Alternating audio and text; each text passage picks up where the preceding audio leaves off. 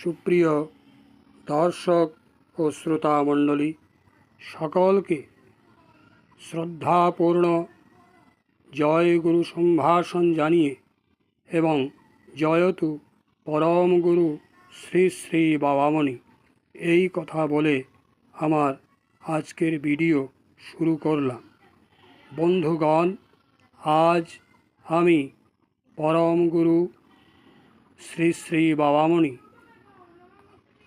অখণ্ডমণ্ডলেশ্বর শ্রী শ্রী স্বামী স্বরূপানন্দ পরমহংসদেব, আমাদের প্রাণের ঠাকুর শ্রী শ্রী বাবামণির আদর্শ নিয়ে কিছু কথা বলব। শ্রী শ্রী বাবামণির আদর্শ নিয়ে কথা বলা অত্যন্ত দুঃসাধ্য ব্যাপার, তবুও একটা ছোট্ট প্রচেষ্টা। শ্রী শ্রী বাবামণি নিজেই একজন বিশ্বকোষ ছিলেন। অনন্ত তাঁর আদর্শ, তাঁর চিন্তাধারার পরিধি ব্যাপক পরিধি। তার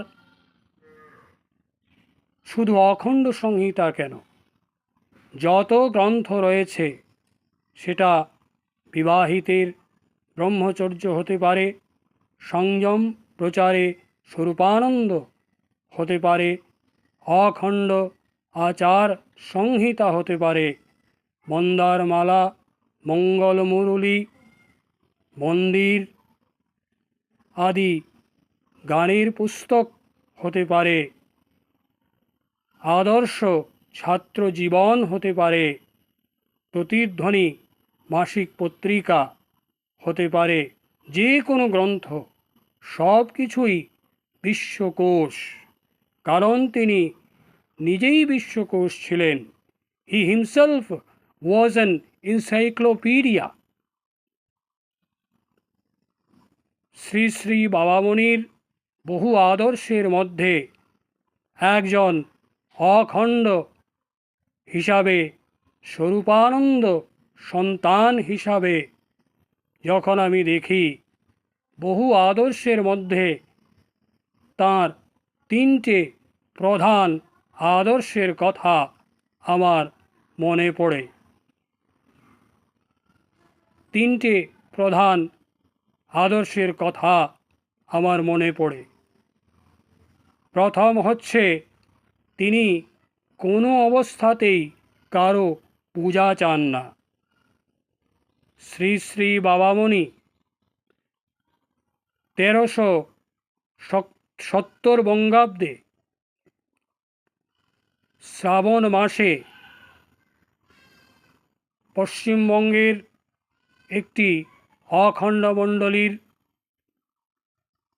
জনৈক গুরুভ্রাতা কে সমবেত উপাসনার পর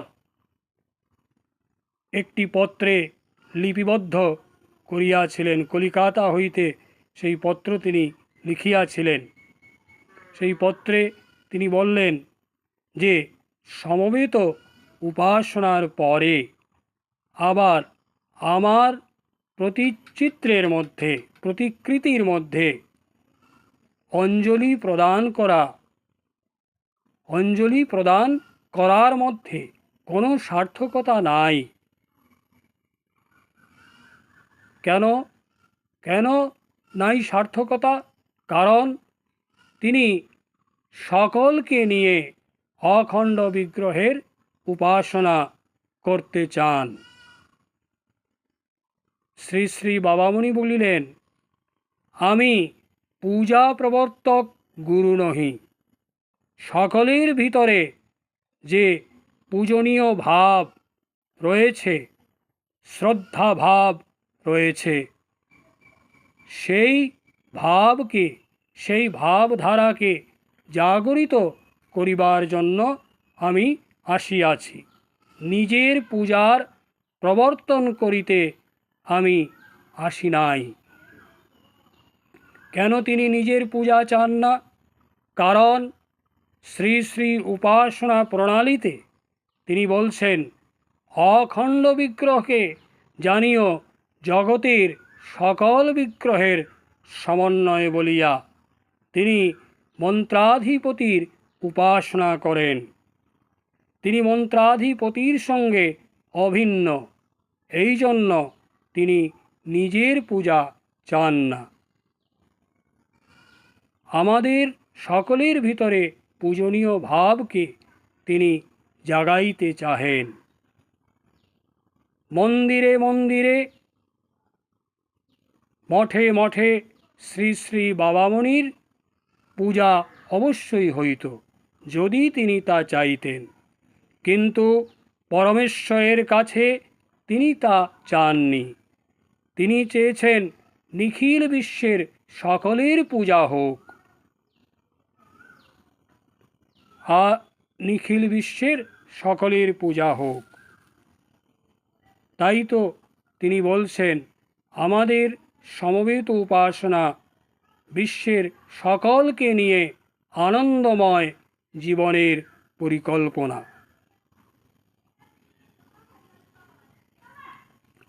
দ্বিতীয় যেটা আদর্শ শ্রী শ্রী বাবামণির, সেটা হচ্ছে অভিক্ষা। ভিক্ষাং নৈব নৈব চ, অর্থাৎ ভিক্ষাবৃত্তি বা চাঁদা তোলা তিনি চান না। তিনি অযাচক, অভিক্ষু। তিনি বলিয়াছেন, আমি অযাচক, অভিক্ষু, আমার কোনো পরিবারবর্গ নাই, কোনো স্ত্রী, পুত্র, পৌত্র, প্রপৌত্র আদি নাই, যাহাদের পালন করিবার জন্য, যাহাদের লালন পালন করিবার জন্য তোমাদের কোনো অর্থের প্রয়োজন হইবে। শ্রী শ্রী বাবামণি বলিলেন, তিনি বলতেন, তিনি সব সময় বলেছেন যে প্রণামী টাকা দিয়া আমাকে খুশি করা যায় না, আমি খুশি হই সাধন করিলে। শ্রী শ্রী বাবামণি সব সময় বলেন যে তোমরা সাধন পরায়ণ হও। এরপর আরেকটা যেটা আদর্শ, সেটা হচ্ছে নিখিল বিশ্বকে সঙ্গে নিয়া সাধন।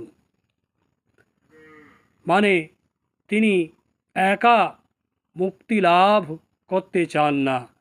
আপন সঙ্গীতে তিনি বলছেন, একা আমি মুক্ত হতে চাহি না, প্রাণনাথ আমায় তুমি যুক্ত করো বিশ্বজনার সাথ। আরেকটি জিনিস যেটা আমার মনে হয়, শ্রী শ্রী বাবামণি কেন পূজা চান না, নিজের পূজা কেন চান না? একটা তো হলো তিনি বলছেন সকলের ভিতরের ব্রহ্ম পূজনীয় ভাব জাগরিত হোক। আরেকটা কারণ হচ্ছে, আমি মনে করি যে আমরা যখন জয়ধ্বনি দিই, আমার সেটা মনে হয় আমরা যখন জয়ধ্বনি দিই তখন শ্রী শ্রী বাবামণি যখন আমাদের সম্মুখে উপাসনা করিবার জন্য উপবেশন করেন, তখনই তাহার পূজা হইয়া যায়। ধ্বনি দিবার সাথে সাথে জয় গুরু শ্রী গুরু প্রেম মহানন্দে হরি ওম ওম হরি ওম যে জয় ধ্বনি দেওয়া হয়, সেই ধ্বনির মাধ্যমেই পরম গুরু শ্রী শ্রী বাবামণির পূজা হইয়া যায়। এই জন্য তিনি পূজা চান না। তিনি একটি জায়গায় বলেছেন, তার উপদেশের বাণীগুলির মধ্যে তিনি বলেছেন যে সাধন না, আমার সাধন করিবার, উপাসনা করিবার কোনো প্রয়োজন নাই। ভগবানের কৃপায়, অশেষ কৃপায়, আমার পূর্বপুরুষাদিগণের অশেষ কৃপায়, মন্ত্রাধিপতির অশেষ করুণায়, আশীর্বাদে আমি অনেক কিছু সাধন না করিয়া পাইয়া গিয়াছি, তথাপি আমি তোমাদের নিয়া সাধনে বসি। কেন বসি? কারণ আমার যে ভাবগুলি রয়েছে, সংস্কারগুলি রয়েছে, উপাসনাকালে এইগুলি যেন তোমাদের মধ্যে জাগে, তোমাদের মধ্যে সঞ্চারিত হয়। পিতার বীর্য যেমন সন্তানেরা পায়, শ্রী শ্রী বাবামণির এই কথার অর্থ কি?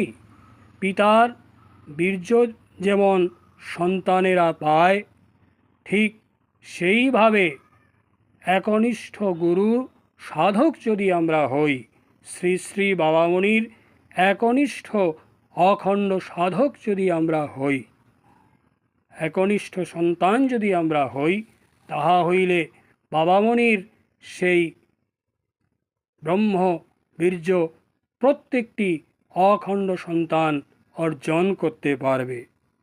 আমাদের কেমন ভাগ্য, স্বয়ং গুরু আমাদের সঙ্গে সাধনে বসেন।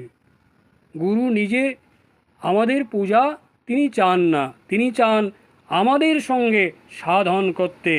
তিনি বলেছেন যে সমবেত উপাসনাকালে আমার জন্য যে আসন দেওয়া হয়, সেই আসনে আমার পাঞ্চভৌতিক দেহ সেখানে থাকুক বা নাই থাকুক, আমি আমার সর্বস্ব সত্তা লইয়া বিরাজ করিতেছি। যেখানে তোমরা দুইজন সমসাধক থাকিবে, সেখানে আমার একখানা আসন দিও। সপ্তাহে একবার সমবেত উপাসনা করিবার ব্যবস্থা করিবে, আর সেই উপাসনার সময়ে দুইজনের সম্মুখে আমার একখানা আসন দিও। বাবামণি তো নিজেই ভগবত সাধনায় বসছেন, অবকাশ নাই। শ্রী শ্রী বাবামণি বলেছেন একবিংশ খণ্ডে যে সমবেত উপাসনাকালে আমার পূজার কোনো অবকাশ নাই, কারণ আমি তো আমার সন্তানদের সহিত, আমার শিষ্য শিষ্যাদের সহিত সমসাধক। আমাতে আর শিষ্যতে কোনো তফাৎ নেই। মানে সাধন করতে বসেই আমরা যেন এটা অনুভব করি যে শ্রী শ্রী বাবামণিতে আর আমাদের মধ্যে কোনো তফাৎ নেই।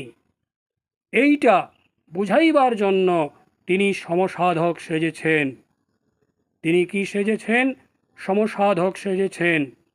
তিনি যদি চাইতেন, তাহা হইলে মন্দিরে মন্দিরে, মঠে মঠে, বিশ্বের সমস্ত স্থানে ওনার পূজা হতো। কারণ উনি হচ্ছেন পরম ব্রহ্ম অখণ্ড নাম স্বরূপানন্দ। বন্ধুগণ, আরেকটি কি আদর্শ বাবামণির? আমি বলেছিলাম তিনটে আদর্শ। আরেকটি হচ্ছে নিখিল বিশ্বকে সঙ্গে লইয়া সাধন। শ্রী শ্রী বাবামণি তাঁর একবিংশ খণ্ড অখণ্ড সংহিতায় বলেছেন যে আমাদের সমবেত উপাসনার পরিকল্পনা বিশ্বের সকলকে নিয়ে আনন্দময় জীবনের পরিকল্পনা। যে কোনো ব্যক্তিকে নিয়া তুমি সমবেত উপাসনা করতে পারো। তাঁর অখণ্ড সংহিতার একটি খণ্ডে তিনি বলেছেন, অনেক দিন বহু আগে আমি অধ্যয়ন করেছিলাম, একটি খণ্ডে তিনি বলছেন যে হিন্দু হোক, মুসলমান হোক, খ্রিস্টান হোক, শিখ হোক, ইহুদি হোক, যে কোনো ব্যক্তিকে নিয়ে তুমি তোমার সমবেত উপাসনায় বসতে পারো। কিন্তু কথা হচ্ছে, যেই ব্যক্তি এই উপাসনায় আসবেন, তিনি যেন এই বিশ্বাসটি নিয়ে আসেন যে ঈশ্বর এক, ঈশ্বর আছেন এবং ঈশ্বরই সব, এবং আমরা সকলেই ওই বিশ্বপতির সন্তান। বিশ্বপতির সঙ্গে এক হইবার জন্য আমরা হেথায় মিলিত হইয়াছি। এই জন্য এইসব জিনিসের জন্য শ্রী শ্রী বাবামণি নিজের পূজা চান না। হয়তো তিনি ভেবেছেন যে আমার পূজার মাধ্যমে আমার সৎ আদর্শ আমার সন্তানেরা যতটুকু অর্জন করতে পারবে তার চাইতে বহুগুণ বেশি অর্জন করবে আমি যদি তাহাদের সঙ্গে সমসাধক হিসাবে অবস্থান করি। শ্রী শ্রী বাবামণি বলেছেন, আমি তোমাদের সমবেত উপাসনা শিখাইলাম, হরিওম কীর্তন শিখাইলাম, আর আমি ইহা হইতে বাদ পড়িয়া যাইব তাহা নহে। শ্রী শ্রী মামণি বলতেন, বহুবার বলিয়াছেন, বাবামণি কিন্তু সমসাধক বাবা, অখণ্ড বিগ্রহের সমসাধক, তোমার মতো আমার মতো সমসাধক। বন্ধুগণ, আপনারা বাবামণির আদর্শের কিছু কথা শুনলেন। বাবামণির কী আদর্শ খানিকটা ব্যাখ্যা করতে চেষ্টা করলাম। আপনাদের সকলকে আমার কথাগুলো শ্রবণ করিবার জন্য ধন্যবাদ। দেখা হবে অন্য কোনো ভিডিওতে কোনো নতুন বিষয় নিয়ে। আপনারা আমার ফেসবুক পেজে আমায় ফলো করুন। আমার ইউটিউব চ্যানেল রয়েছে জ্ঞান কোষ বাই কিরিট দেবনাথ, সেটাকে লাইক করুন, সাবস্ক্রাইব করুন। জয়তু শ্রী শ্রী বাবামণি, জয় গুরু, হরি ওম।